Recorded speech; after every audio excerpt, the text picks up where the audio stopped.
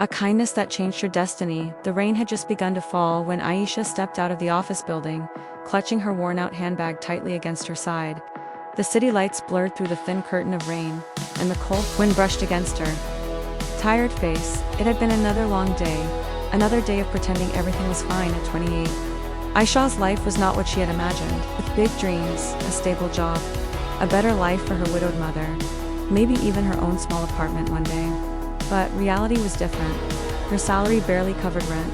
Her mother's medical bills were increasing, and just that morning, her manager had warned her that the company might reduce staff soon. She felt like she was constantly running, but going nowhere. As she walked toward the bus stop, she noticed a small crowd gathered near the corner of the street. People were whispering, some staring, but no one was stepping forward. Curious and slightly worried, she moved closer. An elderly man lay sitting on the pavement, leaning against a wall, was soaked from the rain. His breathing seemed uneven. Did someone call an ambulance?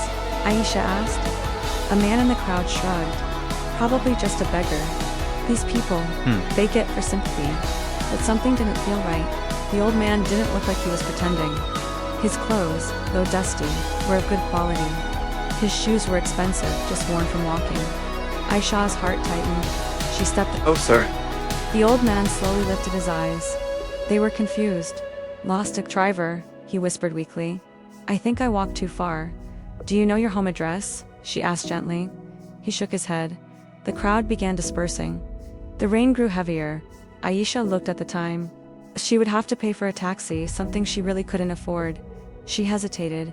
Then she remembered her mother's words. When you see someone helpless, imagine it's me. Without another thought, she removed her scarf and gently placed it over the old man's head to protect him from the rain. Come with me, she said softly. She helped him stand. His body was weak. She held his arm firmly as they walked to a small cafe nearby. Inside, she ordered the cheapest hot soup and tea. She only had enough money left for her bus fare, but The old man ate slowly, gratefully. What is your name, sir? He replied faintly. My name is Aisha. He looked at her carefully. Why are you helping me? She smiled. Because you need help.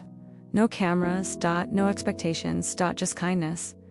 After he finished eating, she asked the cafe owner if she could use his phone. Elderly man's coat pocket. Inside was identification. Aisha froze when she saw the name clearly. Kareem, Rahman. The name sounded familiar. Very familiar. She quickly searched online on the cafe owner's. Kareem Rahman was the retired founder of Rahman Group, one of the largest business corporations in the city. Her company was a subsidiary of that group. This wasn't just an old man. This was a man who had built an empire. But right now, human, vulnerable. She didn't treat him differently. She called the emergency contact listed on his ID. Within 20 minutes, a black luxury car stopped outside the cafe. A worried driver rushed in. Sir, we've been looking. Mr. Kareem looked embarrassed. I told you I wanted to walk. The driver turned to Aisha. Thank you, miss. We were terrified. To leave, Mr. Kareem held her hand. What do you do, Aisha? I work in accounting. She replied softly. Where? He smiled gently. Life has a strange way of remembering kindness, he said. She didn't understand what he meant, and honestly, she simply waved goodbye and ran toward the bus. Her mother smiled proudly. Even if nothing comes from this, you did the right thing. Nothing changed. Bills were still there. Work was still stressful. Life was still heavy. Then one morning, she was unexpectedly called to the head office. Her heart pounded. Was this about the staff reduction? When she entered the large boardroom, her breath stopped. Out at the head of the table sat Mr. Kareem, healthy, well-dressed, powerful. He smiled warmly. Kareem spoke calmly. Last week, I decided to walk through the city alone. I wanted to remember what it felt like to be ordinary again, but I became dizzy and lost my way. Many people passed me. Some ignored me. He paused, but one person stopped. You didn't know who I was, he continued. You had nothing to gain, yet you gave your time, your money, and your respect. In business, he said, skills can be taught, experience can be gained, but character is rare. Effective immediately, Aisha will be transferred to the executive finance department under my mentorship. Gasps filled the room.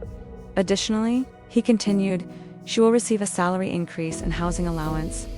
Aisha could barely breathe, but Mr. Kareem wasn't. Founding a new foundation, focused on elderly care and dignity, because she had shown compassion when no one was watching.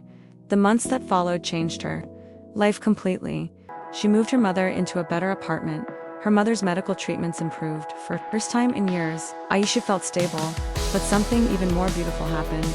She didn't change, she remained humble, kind, grounded, working closely with Mr. Kareem. She learned not just about finance, but about leadership, responsibility.